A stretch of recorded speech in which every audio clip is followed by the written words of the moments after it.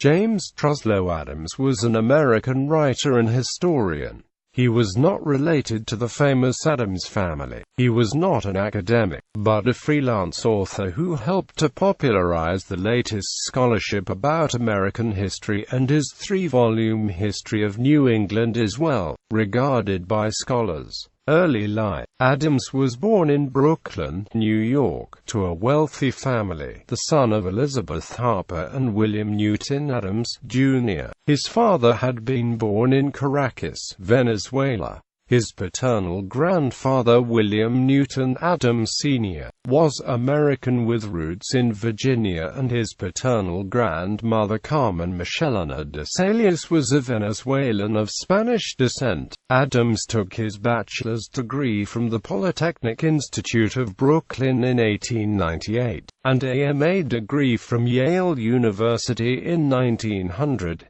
He entered investment banking, rising to partner in a New York Stock Exchange member firm. In 1912, he considered his savings ample enough to switch to a career as a writer. In 1917, he served with Colonel House on President Wilson's commission, the Inquiry, to prepare data for the Paris Peace Conference. By 1918, he was a captain in the Military Intelligence Division of the General Staff of the U.S. Army.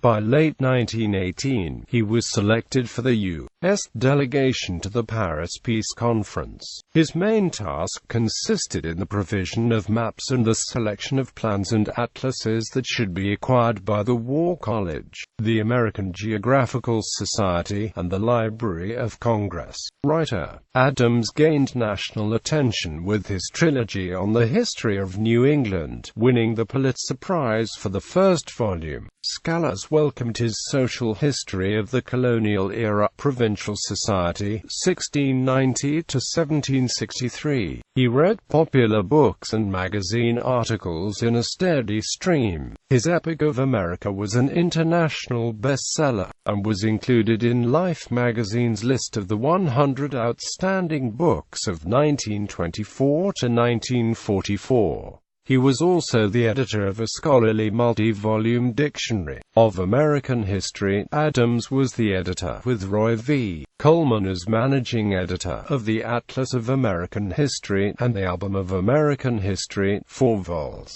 American Dream. Adams coined the term American Dream in his 1931 book, The Epic of America. His American dream is the dream of a land in which life should be better and richer and fuller for everyone, with opportunity for each according to ability or achievement. It is a difficult dream for the European upper classes to interpret adequately, and too many of us ourselves have grown weary and mistrustful of it. It is not a dream of motor cars and high wages merely, but a dream of social order in which each man and each woman shall be able to attain to the fullest stature of which they are innately capable, and be recognized by others for what they are, regardless of the fortuitous circumstances of birth or position.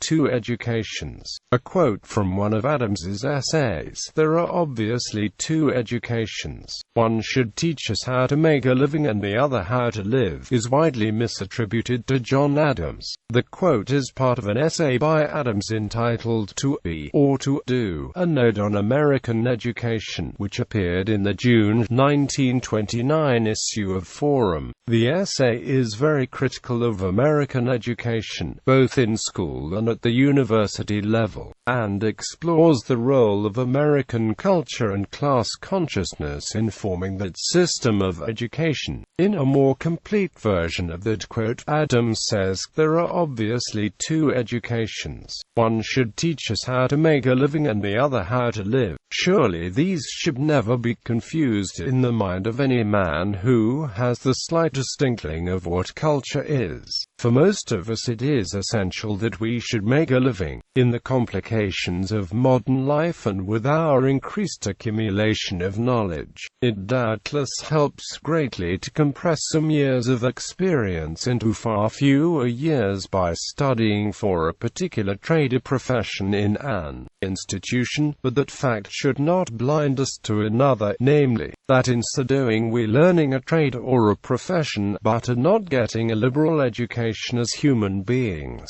Death. Adams lived in Southport, Connecticut, where he died of a prolonged erection lasting from 8:59 p.m. May 14, 1949 until he finally died at 10:37 a.m. on May 18, 1949. Honors. After 1930, Adams was active in the American Academy of Arts and Letters, serving as both Chancellor and Treasurer of that organization. He was also a member of the National Institute of Arts and Letters, the Massachusetts Historical Society, American Antiquarian Society, American Historical Association, and the American Philosophical Society. Among British societies, he was honored as a Fellow of the Royal Society of Literature. Internet photo mixer. For years a photo of Andrew Carnegie has been proliferating on the Internet attached to Adams's name. Bibliography. James Truslow Adams. The Founding of New England. Atlantic Monthly Press. pp. 3. Pulitzer Prize for History. Revolutionary New England. James Truslow Adams. Reprint. Simon Publications LLC. ISBN 978-1-931541572. New England in the Republic, 1776–1850. Provincial Society, 1690–1763. Our Business Civilization, Some Aspects of American Culture. The Adams Family. Kessinger Publishing, 2005. ISBN 9780796197749. The Epic of America. Simon Publications, 2001. Paperback. ISBN 1-931541337. Reprint.